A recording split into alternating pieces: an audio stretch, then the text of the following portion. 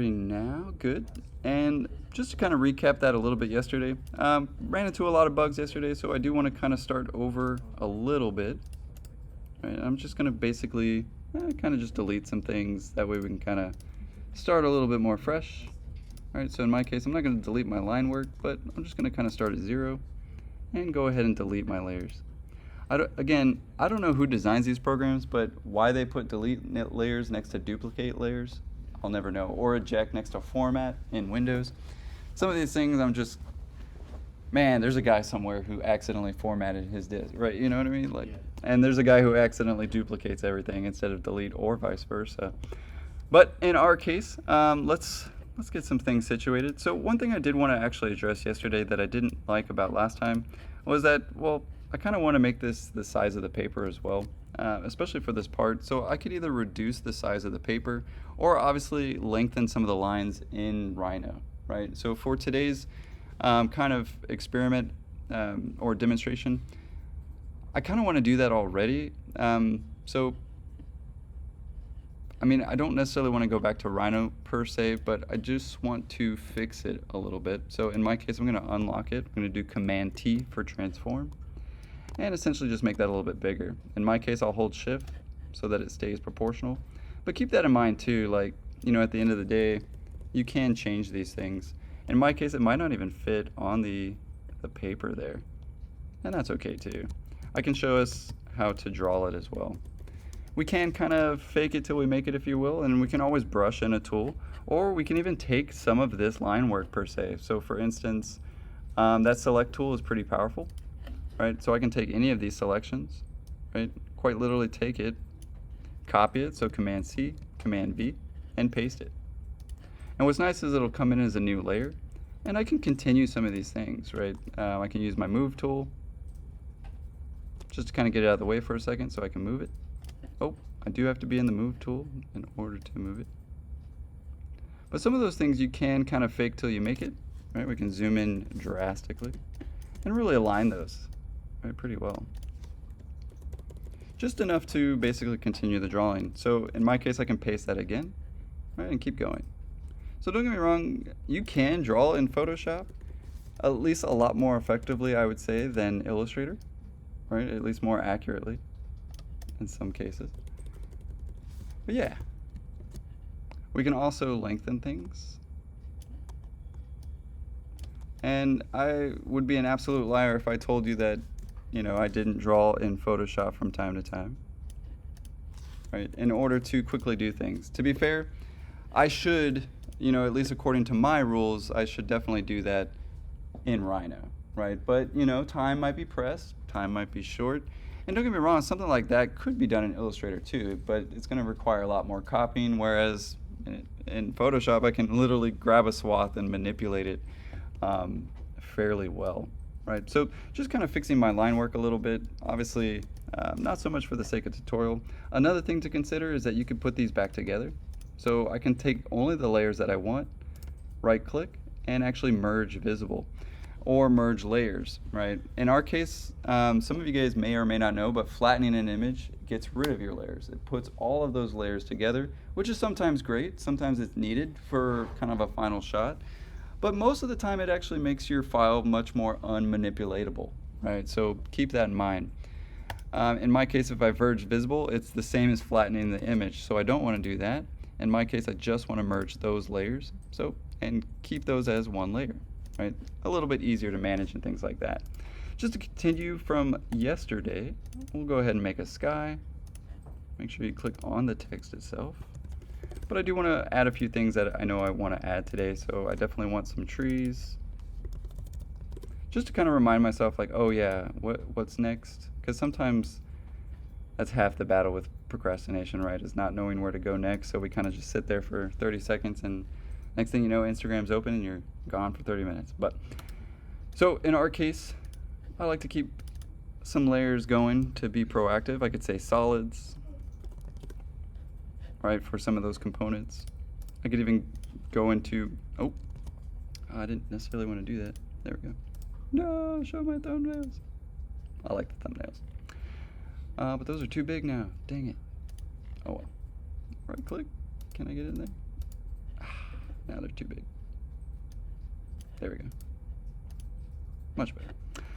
So let's get this sky involved. Just like a Bob Ross painting, we're going to do kind of the back first. But I did show actually yesterday how we would bring in an image, right? So essentially we'd go into Google Images, and we talked a little bit about the images that are more required for an elevation or section versus, say, a perspective. So in my case, those keywords were like sky, clouds, and specifically texture or material, right? So you could say texture or material. I'd really throw that word in there, especially for something like brick or stone or grass. You definitely want to put material or texture because it's definitely a key word for finding the right stuff. In my case, yeah, that is not the best for a elevation or section, and I think we picked something a little bit more like this or like that, right? I think that was actually the exact one that we picked. But in our case, we also have a new feature in Photoshop right at the bottom called Generate Image, right? So I did want to show that you do have the ability to actually make these, and what's funny is they happen to be actually the same as like a Google search, right? So you do want to often put material. So in my case, I'm going to say elevation. Of course, spell elevation correctly. Sky, blue, clouds, maybe sunset. And really this could be like done as like keywords. It doesn't have to be an absolute complete sentence or anything like that. And again, texture and material. Maybe material might be too much. Let's just do texture for today. We can pick a style, right? So I mean, we can go photorealistic, something a little bit more like this. You can also bring in an image, right? So like if you had something like, say, this image, and let's go ahead and do that actually. We'll put it on our desktop for giggles. All right, so we'll put this one over here real quick. And we'll basically upload that in. So I'm going to replace that image with what I just got. It's basically going, hey, make sure it's not any nudity. Totally not nudity. You could also compose it as well. So like if you wanted it to be a forest background or you wanted it to be composed in some way, most of the time I don't need composition, but something like that might be nice, right? So that it gives it a grounding. Let's check it out, see what it does. So we'll go ahead and hit generate, see what it produces. It should actually produce 3 different things. And keep in mind you do need an internet connection for this. It's not like our graphics cards that can do AI solely from the chips themselves. It does use a cloud, and in this case it's called Adobe Firefly. But pretty sweet. Generated that image for myself, especially if I mean, don't get me wrong, I didn't have to waste any time searching or doing anything, right? I can use it. So from here, I mean, obviously I don't just want to use it as a base, but let's go ahead and use it. I mean, let's get the city background in there. Why not? Right, we've even got like some reflection going on. It's pretty nice. I'm going to make it a little bit bigger, just to kind of be a little bit more scalable. Okay. I'm going to set my horizon line or my ground line. You'll notice I do have a ground line here. Right, so I'm going to set that with my ground line as well. Again, this is an orthographic view. It shouldn't be in perspective. And the only reason I'd use this image is actually because it appears pretty flat, right? At least in terms of an elevation style. I might have to stretch it a little bit. And that wouldn't be the end of the world either. But try to refrain from doing that. Another thing to consider is we can always copy or reproduce something. So for instance, especially with AI, I can select an area, and as long as I highlight some of the area that's there, I can say continue the sky. And we'll see what it does. Now, of course, I think I might be on the wrong layer. I should have actually done that on the image in question. I don't know what it's going to produce now. Well, let's see. Right, let's see what it does. The suspense is killing me. But I did actually want to go over this yesterday as well. So just a couple of different ways that we can actually perform different contexts, and wow, voila, right? Nobody would even have to know. Now, in my case, I do want to put those together. So I would take this one and that one, and again, merge those layers, right? That way it's all one cohesive piece. Pretty magical, hey? At least in this case, it saves me a lot of time, right? To be able to use these tools. Keep in mind, this only works with the latest Photoshop as well. Right, so version 25 point, so on and so forth. I think it's version 25 and on. All these computers have it, so you should have no problem. And if you can't find it, I mean, don't get me wrong, when you select something, it kind of automatically brings it up right? Like you select one thing, it's like, hey, generative fill. But it's also right here. So this little generate image is that window as well. So just in case. Oh man, I had a cool banana right here. I forgot there's a lot of Easter eggs that I learned at Adobe Max that you can do with these programs. And there's a secret little code when you type it in, it turns everything into a banana. It's hilarious. But I did forget the code. I'll remember next week. But in our case, we do still need to apply the same thing that we did yesterday, which is that Gaussian blur, right? So in my case, I'm going to go to filter, I'm going to go to blur, and honestly, you could play around with some of these blurs. They do a lot of different things, but one that's more atmospheric, if you will, to me, is definitely like a Gaussian blur. Luckily, we have some detail in there, and you can definitely tell it's an AI image, right? Like there's kind of wonkiness there. But again, I'm going to add some fuzz, and it only is happening to my selection. Oops. Right, so do keep that in mind. Things are only applied to the selection themselves. So for instance, maybe I really do just want to apply it to the sky and maybe the city.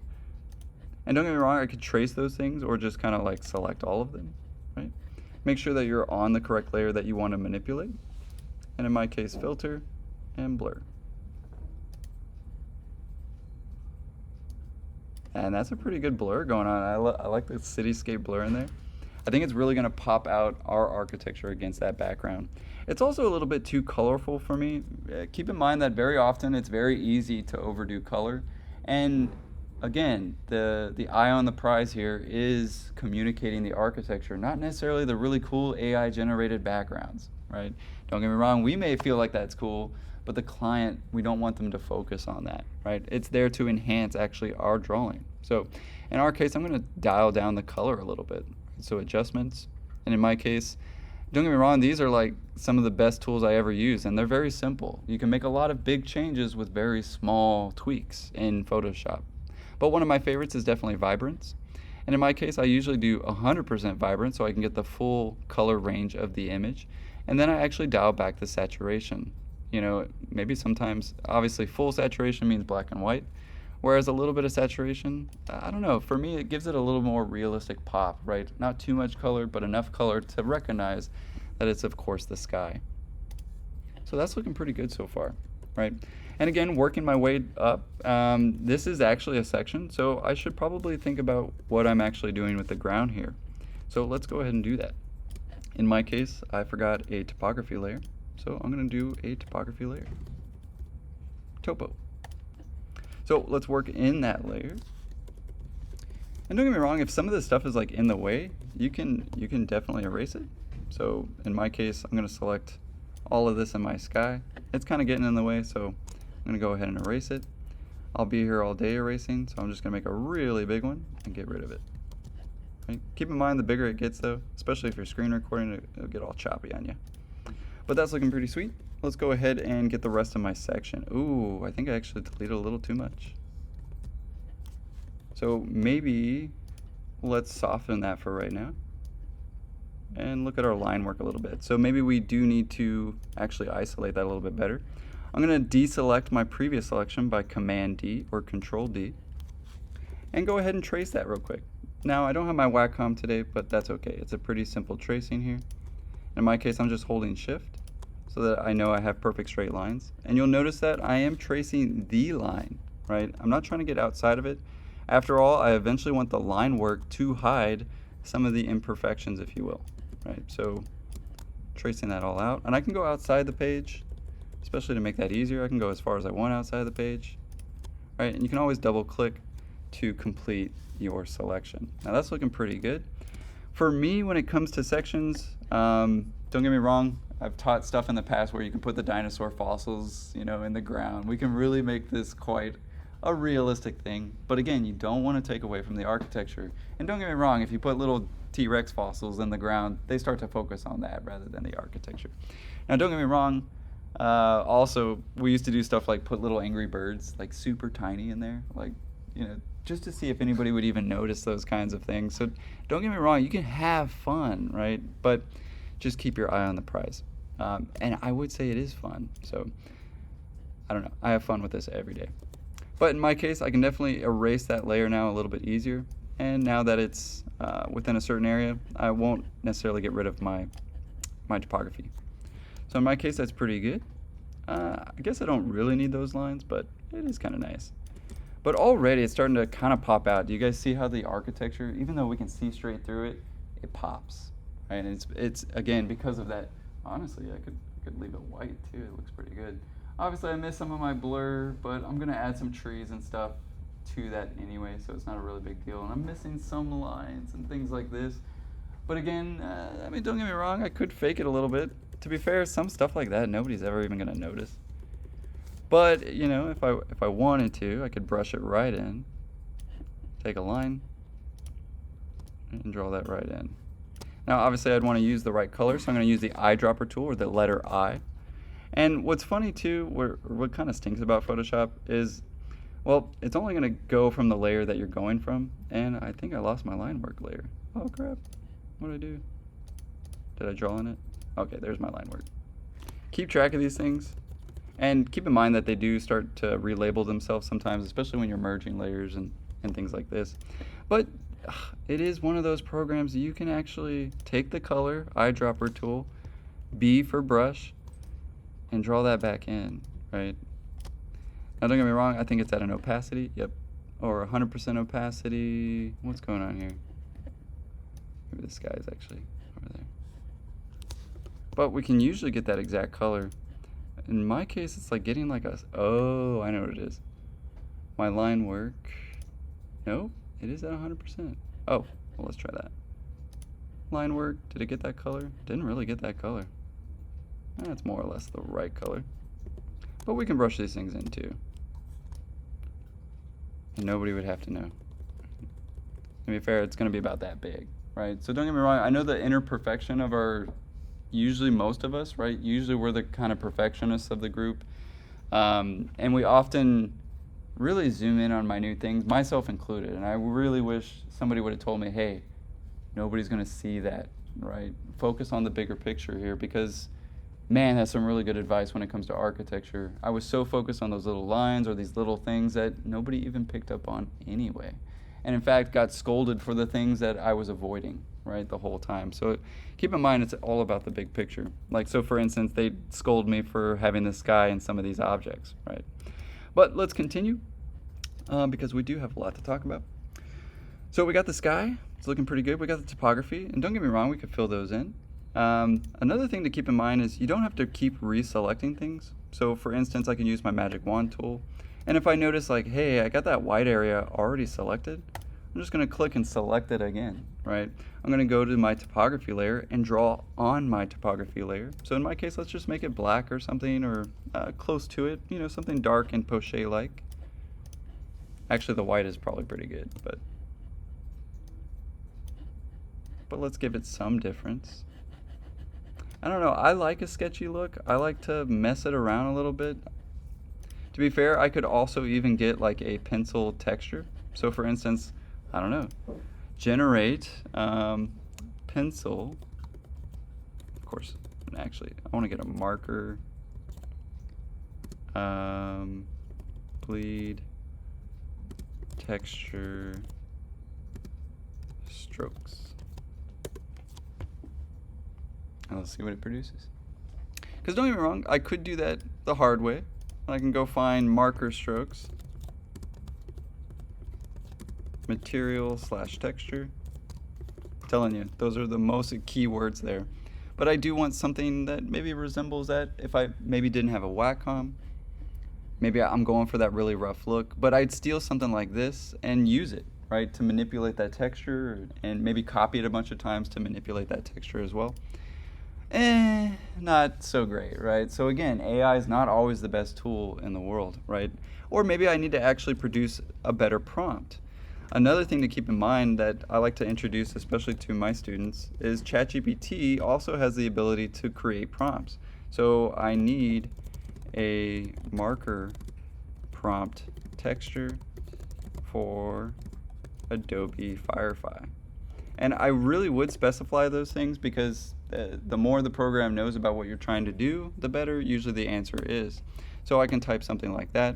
Certainly, here's a marker style. And another thing that it considers is, well, if this program only allows 200 characters, it's automatically going to do that for me, right? For color, for application, I think mine's actually more for application. I'm just going to copy all three of these and see if that produces anything different. It definitely will be something different. However, it doesn't necessarily mean it'll be correct, right? So a huge part of our job in architecture is actually being the one who decides what the people should see. Now, I used to be really on the fence about AI, like, oh no, there goes our jobs and things like that. And as you can see, not so great, right? It's not going to take your job, and there's proof right there, right? And to be fair, it might get better here and there, but we're still going to be the arbiters of what's true and what's not. So since that's not coming out so right, let's go ahead and actually, I'm going to have it do a background image. Do an image material of this prompt. And it should actually start producing an image. That takes a little while. So in the meantime, I'm going to find something that maybe I can manipulate like that. That's pretty good. Watch what happens when you don't put material texture in here. A lot different results, to be fair. I don't get that main sort. Oh, well, there's a couple, but I do find it to be a little bit more helpful. I'm gonna go with texture for today, and usually something like that is what I'm looking for. Something that kind of gets the grid in there a little bit. So let's use that. Obviously, you don't want to ever take the thumbnail, by the way. My bad. Always right click and open the image in a new tab. Take that one, because usually that's better. Oh, it's got a watermark? What an opportunity to show you how to get rid of watermarks. So yes, you can get rid of watermarks. It's probably not legal, but you know, it is for educational use, so it is totally legal. In my case, the direction's kind of going the wrong way. But I want to manipulate this first, right? So I'll click on the layer, again, use my selection tool, and say, get rid of text. I usually just highlight it, just hit generate, it'll do it myself. Yeah, you can also say remove text. You can say, you can even type out what it says and say remove that. Sometimes that's a little bit more helpful and things like that. Now don't get me wrong, it does take about 30 seconds each time, and you'll slowly die inside waiting for 30 seconds. One day I'd imagine it's going to be like nothing, right? So what? Get rid, right? So remove text is probably better in this situation, because it doesn't really know what that is. It's not actually intelligent. It's not actually reasoning. It's not actually smart. And I think that's what I realized I was so scared of, right? Or at least a large majority of people were really scared about, is that something that would take me, don't get me wrong, I could do that manually without AI as well, but it's going to take me more time. And to be fair, honestly, this usually does it a lot better. Still kind of choppy, but better, right? Honestly, than what I could do in 30 minutes. So let's take that. We'll flatten that particular image. So, well, I don't want to flatten the whole image. I guess we'll put it together with something. But let's take that piece. Oops, what the heck did I do? There we go. Let's take that piece, Command T, so that we can transform it. Or we could take the whole layer. I'm pretty sure you can actually add mask to selection. Well, no, not that. Blending options, no. I want to merge. What this technically is a mask.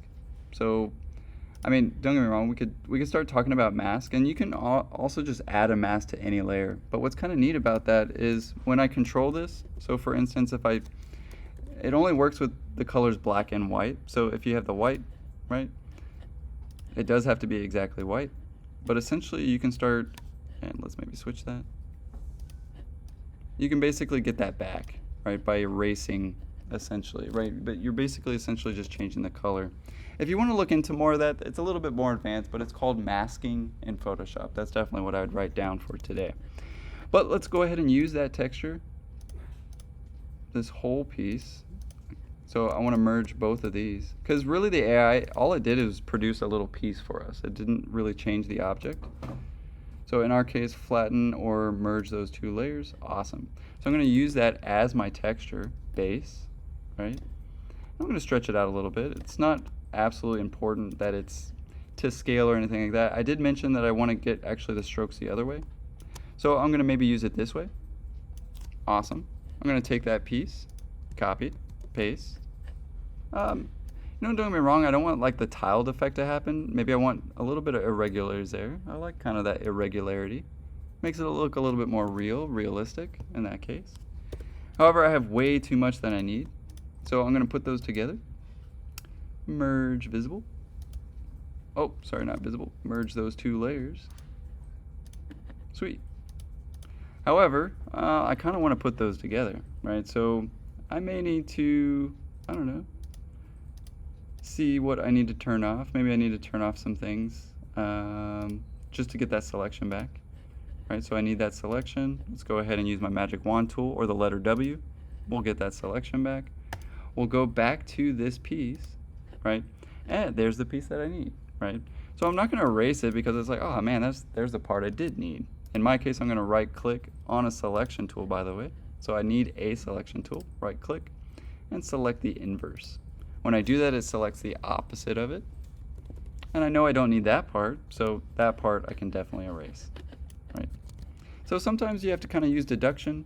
And in my case, that is so heavy, right? I want to kind of put that behind my topo. I want to use my topo kind of as like a blur layer, right? So very light. That way I can get some more kind of anomalies. That, and it makes it very much more I made it, you know, kind of thing. It's not AI, it's not somebody else. It's not even just an image from the internet anymore. It's now something that you've created. So I do want to express that. However, I take way too much time in Photoshop. I'm sorry. I could talk about this for days. But that's pretty nice, right? Because it's not going to take away from my piece itself. So far, so good. And even I would argue that's still a little too dark. I'd probably take it down a little bit more, because I know it's always going to print a little bit darker than it appears on the screen. Now, if you're using a Wacom screen, it should be actually relatively close. So that's looking pretty good. We got our topography, we got our lines. We may eventually remove those lines or produce more, I'm not sure, but problem for another day. Let's continue because, well, I did teach this a little bit last time, so I do want to show that there's two different ways. We could remove what's in there. So for instance, I could more or less actually get everything. So we can go to our line work. We can go and get everything. So in my case, I'm going to select my magic wand tool or the letter W. I'm going to select everything that essentially I want to keep the sky, right? So I want to keep the outside of the sky. I want to keep the sky inside here, the sky inside there, sky inside there. So obviously I'm going the other way around. Remember yesterday I kind of traced exactly what I wanted to keep. Now I'm tracing what I want to keep of the sky, right? To again do the opposite. I'll select the inverse this time. So I'm basically telling the computer, oh, I want to keep the sky there, sky there, sky there, sky there. But I don't want to keep the sky inside the grids, right? I mean, obviously I want to show that those are solid. So again, there's like 15 ways to do something in every single program, and Photoshop is also like that. So in my case, I'm selecting everything that I want to keep this guy. That way I can right click and select the inverse. Once I select the inverse, now I can remove it from something that I don't want. So erase, and voila. See how easy that was? A little bit better than the way that I was doing it yesterday, tracing it by a lasso tool. However, both are technically correct, right? This is where I started to say, which one takes more clicks? Did that take you 3 clicks, or did that take you 300 clicks, right? Don't get me wrong, they did the same thing, but one took 100% more time, right? So that's looking pretty good. And to be fair, I did miss some pieces, so I may have to go back and, you know, get some things. And to be fair, you know, I could get those again. Now I do need to be on the right layer. So again, my line work becomes this kind of coloring book, right, if you will. Right, so I'll get those pieces. In my case, go to the sky and erase them. Awesome. Command D for deselect. And so far, it's looking pretty good, right? I mean, not too shabby, right, for line work. I mean, let's face it, if I tried to do that on the drafting table, it would never get to that quality, that sort of little kind of cartooniness that's going on with it. And the reason we get some of that cartooniness is because we've added a little bit extra, right? I mean, don't get me wrong, you could probably just see gray, right? But the subconscious mind is picking up on the textures. It's picking up on probably this mistake hardcore. It's probably picking up on these mistakes hardcore. And don't get me wrong, we train our minds to understand these drawings to the 9th degree, right? But let's continue. Maybe I want some trees, maybe some people, some scale figures. So I'm going to go to my favorite place of all time, which is Pimp My Drawings. Honestly, I'm going to type that into Google first, because Pimp My Drawing and Pimp My Drawlings are two different sites, by the way. And let me tell you, one of them is a porn site, so be very careful. It won't even open on here, thank goodness. But one time I was recording and it was loading, and I was like, oh my God.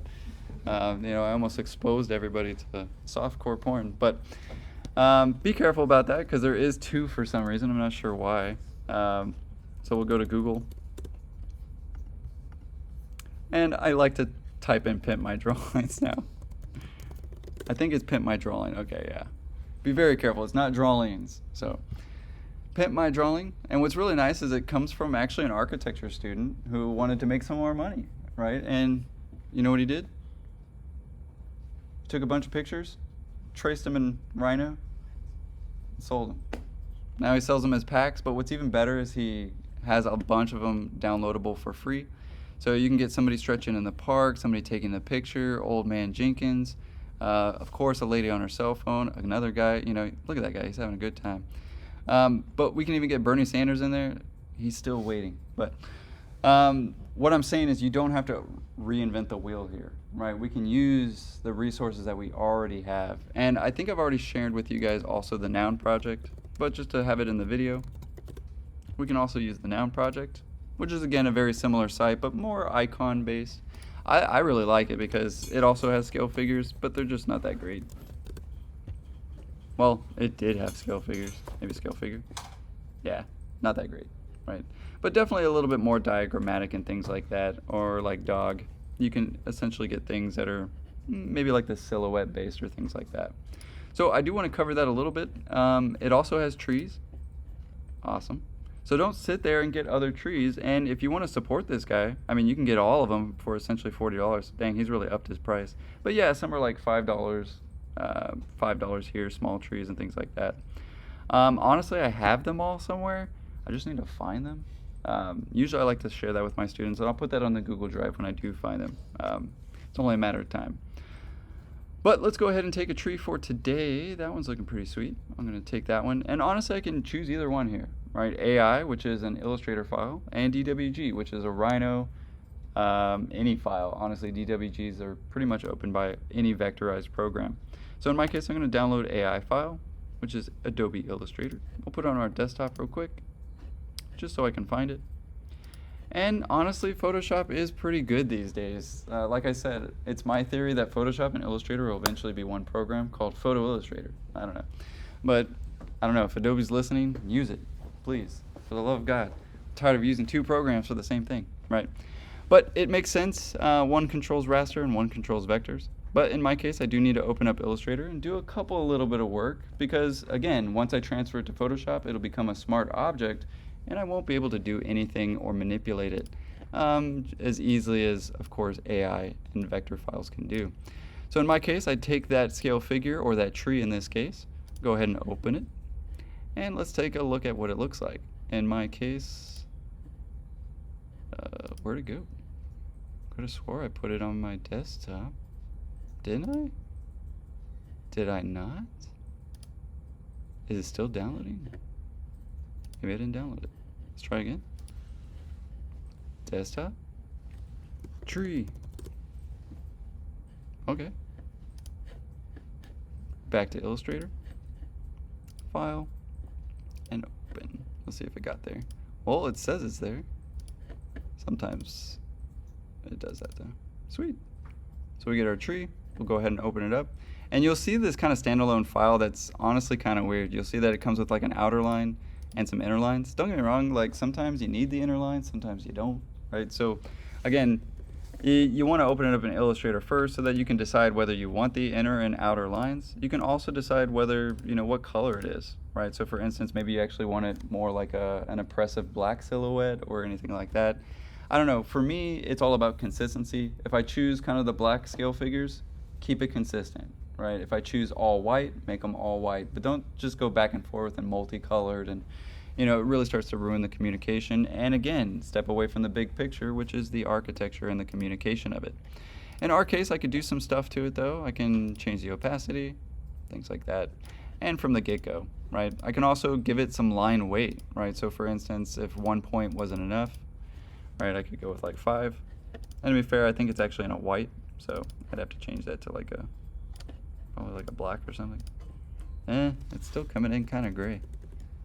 Another thing to keep in mind is it kind of changed like the puffiness of that object as well. And you could actually reduce it too much or reduce it into absurdity. Another thing is that you can double click on something and actually realize that it's multiple objects too, right? So, I mean, keep that in mind. Sometimes you wanted to like figure out like what that is, and you're like, oh, this is actually a separate piece, right? So if I make it bigger, it's gonna add some more holes and things like that. But again, I like to do that kind of stuff because it makes it my own, right? It makes it a little bit more, and then I save it off as my own, if you will. Now, I don't sell it like this guy is because that would be wrong.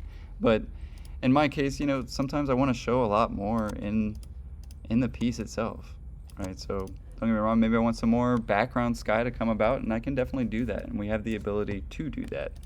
Now, once we copy it, so I'll double click outside of the isolation mode to exit isolation mode, and I'll essentially do what I did with the last one, right? Drag it right in, and it'll essentially come in as a smart object, right? It'll even keep that transparency that I gave it, right? So again, there's a huge plus to doing that first in some of these programs, but maybe I want a tree over here. It's looking pretty sweet. Enter, because it'll come in as a transform mode. Now I may need to copy that one again and paste, transform. Kind of want to flip it. Don't want anybody to notice that it's actually the same tree, so I'm going to manipulate it a little bit more actually. That way nobody would even know that it's even the same tree.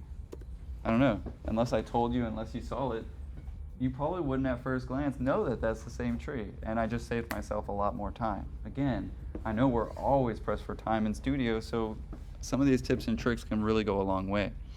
Now, don't get me wrong, I think the rest of the tutorial is actually fairly simple with these tools. So if I wanted to add some more scale figures, I could. If I wanted to colorize this, again, I could, right? I'd simply just need another layer, right? I could also even take my rendered image, right? That already has all my materials, already has all my colors. And again, I can further refine these things. One thing that I mentioned last time also is that you can change the line work. And I don't think I explained myself too well with this, so I'll try again. But you can use Command L or Control L.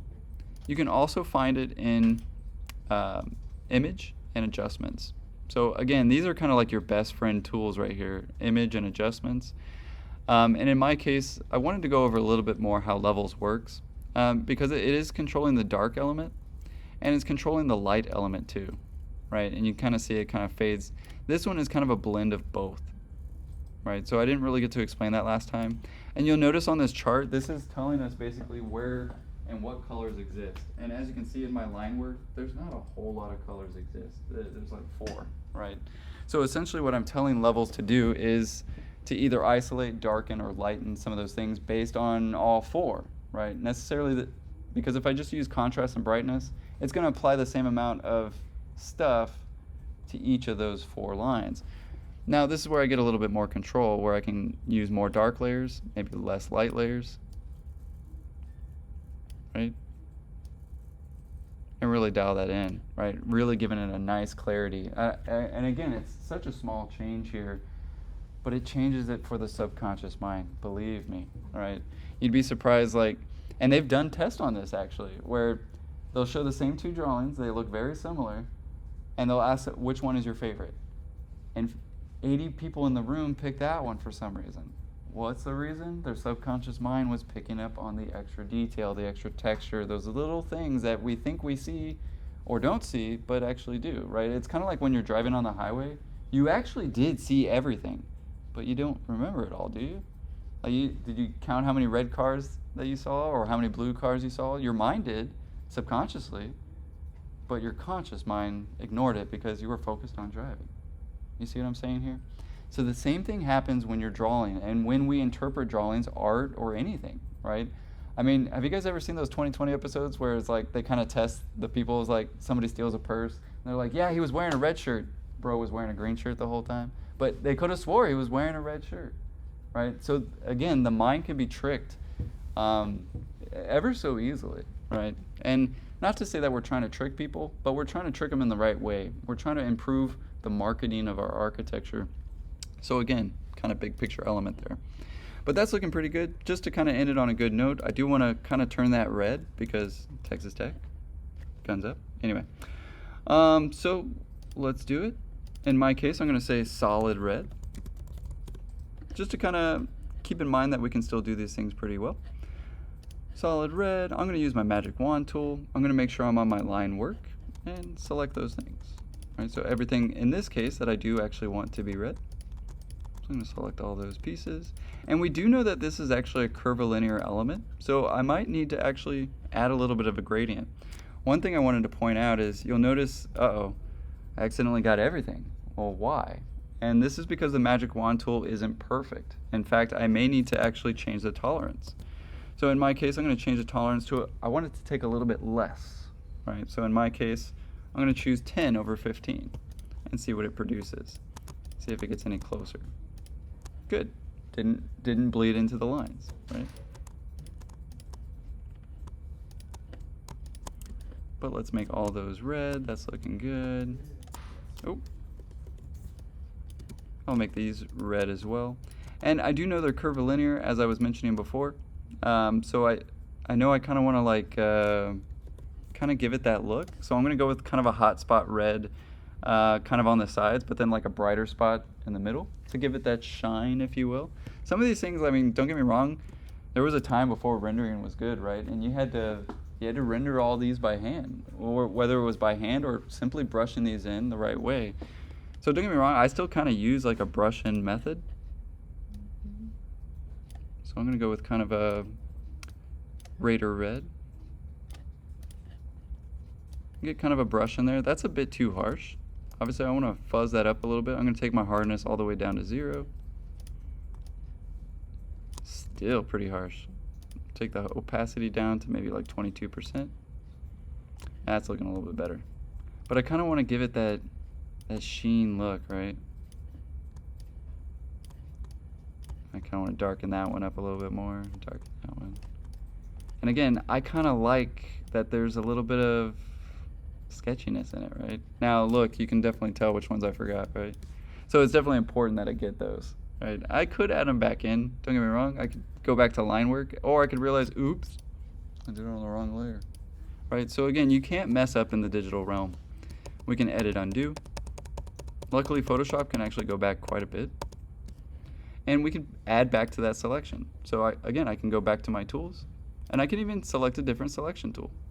As long as I'm holding shift, I will add to my selection. And let's get that last piece as well. Sweet.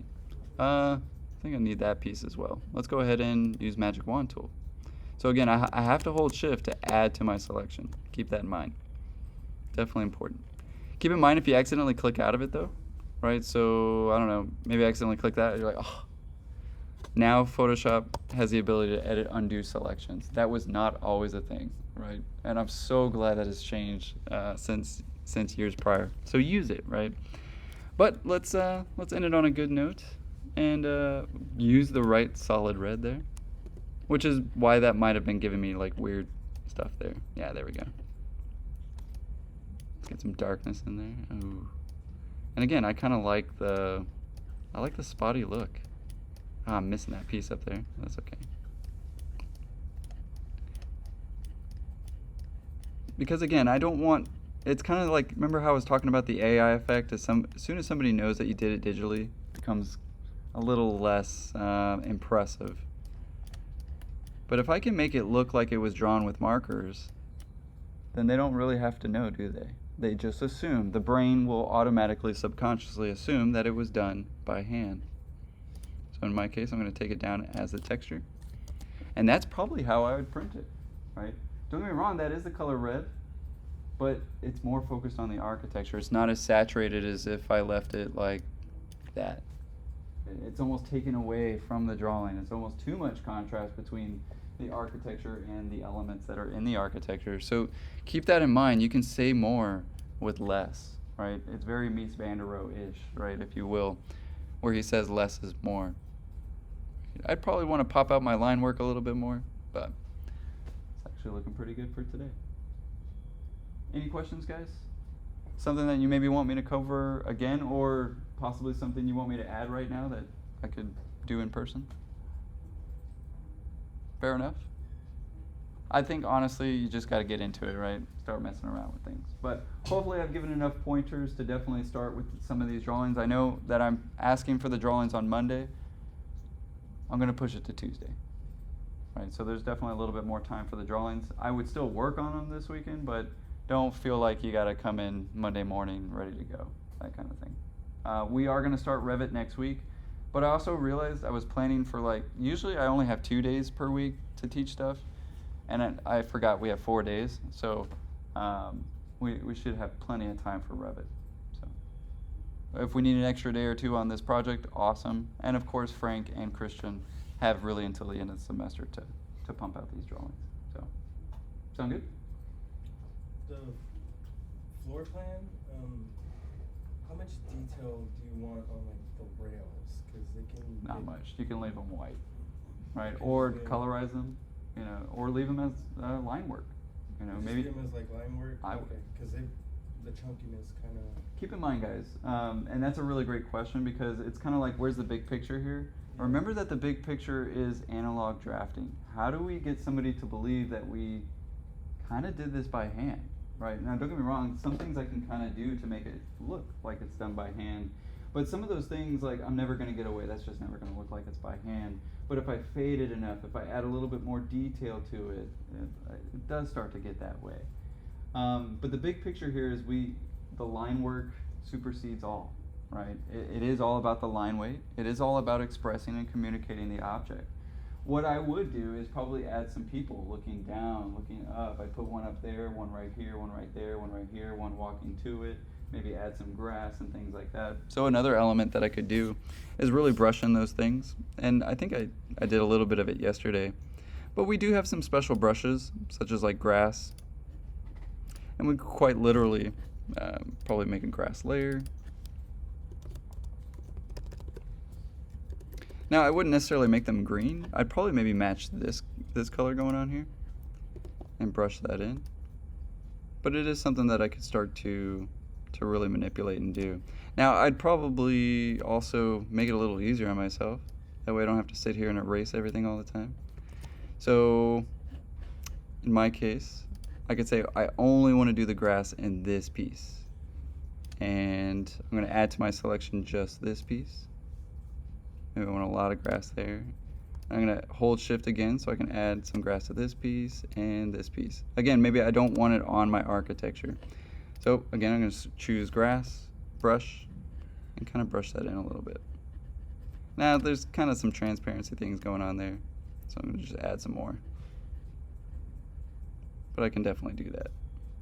And especially to hide some of the terrible things going on over there, right? And just add some more. Maybe give it some more large ones. But again, I like to do that stuff to make it, again, more like a freehand drawing, and it does. It kind of puts me there a little bit more. It gets rid of the horizon, the false horizon that we're having to come up with.